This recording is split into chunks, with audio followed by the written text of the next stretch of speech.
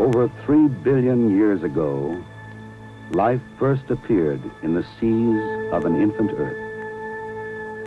Over 400 million years ago, living creatures left the protective waters to begin life on land.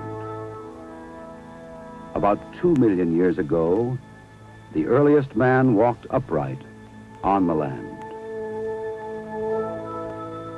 204 years ago, James Watt made improvements to the steam engine and began the age of technology, forever altering the course of man. 66 years ago, 2 men named Wright again changed the pattern of life on this planet. Today, men first left the protective atmosphere of Earth to walk in the vacuum of the moon. And we may wonder, will our lives ever be the same?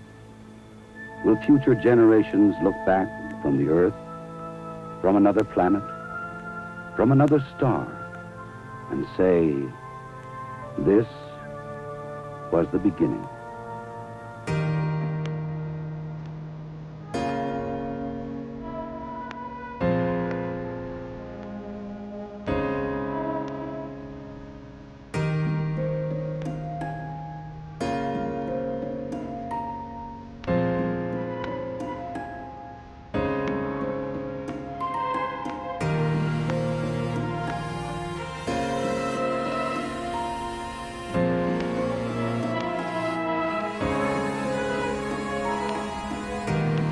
Neil Armstrong, Michael Collins, Edwin Buzz Aldrin. 3 men to represent the culmination of a dream and the beginning of a new concept of reality.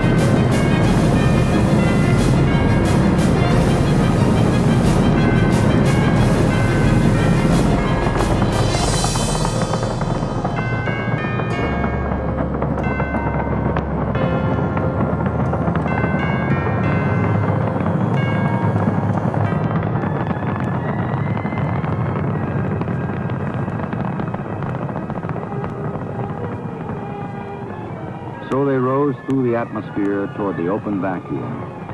A trip not only through space, but through time.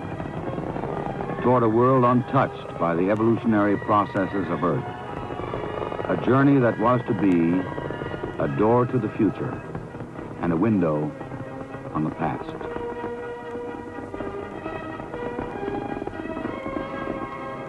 Now in Earth orbit, it was time for translunar injection. The start of the trip out. Apollo 11, this is Houston. Slightly less than 1 minute to ignition and everything is go. Roger. Ignition. We confirm ignition and the thrust is go.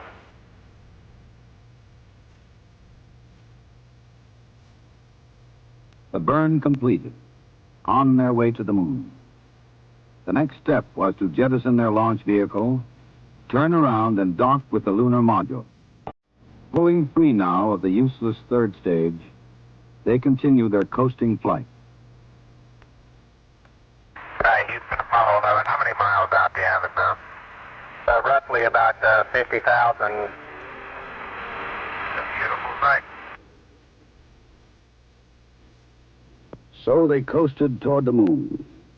As Jason sought the Golden Fleece to regain a kingdom, these three sought a cargo of knowledge to gain a kingdom for all men, a kingdom of infinite frontier. Then on July 19th, 1969, Apollo 11 prepared for LOI, Lunar Orbit Insertion. 11, this is Houston. You are go for LOI, over. Roger, go for LOI. And we've had loss of signal as Apollo 11 goes behind the moon. Now those of us on the Earth waited for the radio signal to be acquired as Armstrong, Collins, and Aldrin emerged from their first transit behind the moon. Apollo 11, this is Houston. How do you read? Reading you loud and clear, Houston. How are you?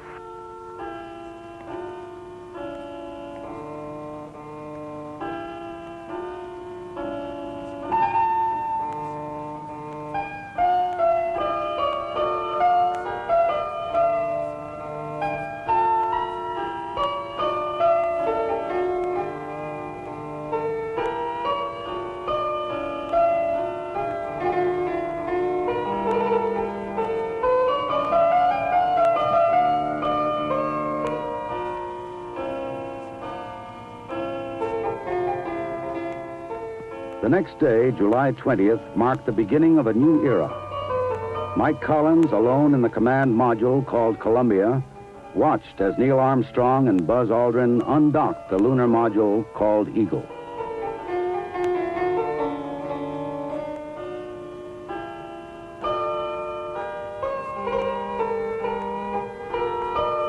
As the Eagle rotated slowly, Collins inspected it carefully.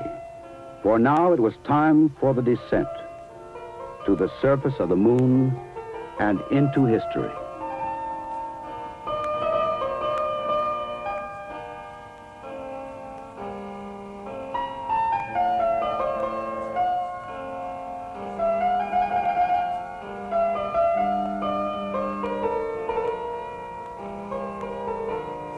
Eagle, Houston, we're all go. How does it look? The Eagle has wings. Roger. Looking good. Roger, Neil. A separation maneuver had placed the command module below the Eagle, so that half an orbit later, there would be a safe clearance for DOI, Descent Orbit Insertion. Armstrong and Aldrin looked down at Columbia as they passed over the landing site.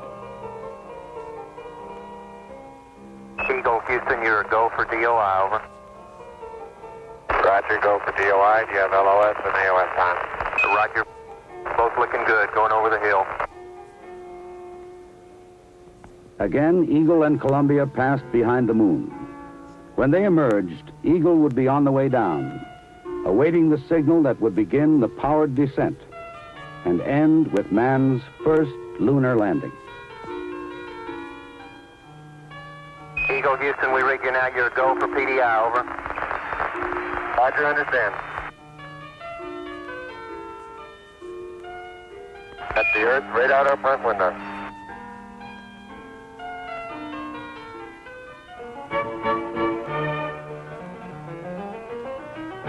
"50,000 feet above the moon, Eagle's descent engine ignited and began the deceleration for landing.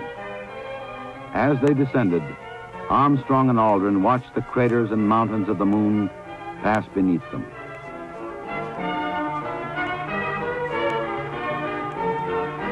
You're a go for landing, over. Roger, understand. Go for landing.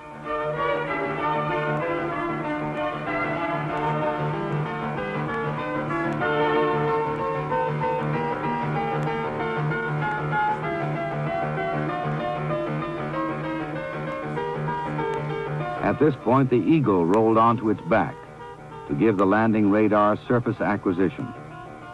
Now the crew was flying blind, hurtling toward the lunar surface. Only their instruments and the voice of mission control telling them where they were, until the slow pitch maneuver brought the lunar horizon to their view. 100 feet, 3.5 down, 9 forward. 5%. How many bites? Okay, 75 feet. That's looking good, down a half. 6 forward. 60 seconds. Lights on. 6. Down 2.5. Forward. Forward. That's 40 feet, down 2.5. 30 feet, 2.5 down. Straight shadow. 4 forward. 4 forward, drifting to the right a little. 20, down a half. 30 seconds forward, just picking up some dust. Got the shadow out there. Contact light. Okay, engine stop. We copy you down, Eagle. Houston, Tranquility Base here. The Eagle has landed. Roger, Tranquility. We copy you on the ground. You got a bunch of guys about to turn blue. We're breathing again. Thanks a lot. Very smooth touchdown. And to Mike Collins, alone in the orbiting Columbia. Eagle, is that Tranquility, over? Yeah, I heard the whole thing. Well, good show. Tranquility, be advised there are lots of smiling faces in this room and all over the world, over. Well, there are 2 of them up here. Roger, it was a beautiful job, you guys. And don't forget one in the command module. Roger.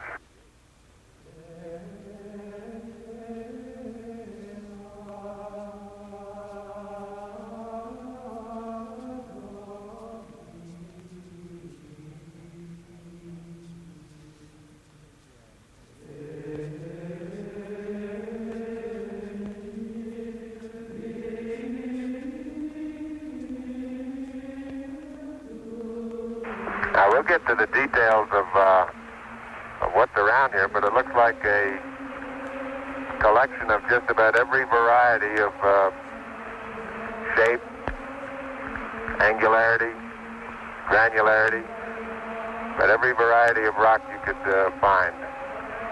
There doesn't appear to be too much of a general color at all. We see some angular blocks out several hundred feet in front of us that are probably 2 feet in size and have angular edges. Now in the lesser gravity of the moon, Armstrong and Aldrin donned their equipment and prepared to explore this stark, lonely world. Do you think you can open the hatch at this pressure, about 0.12 psi? We're going to try it. Roger.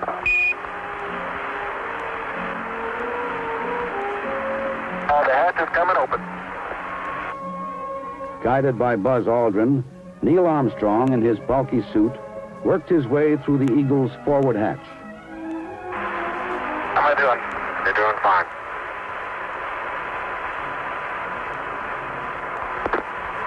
Okay, Houston, I'm on the porch. Roger, Neil.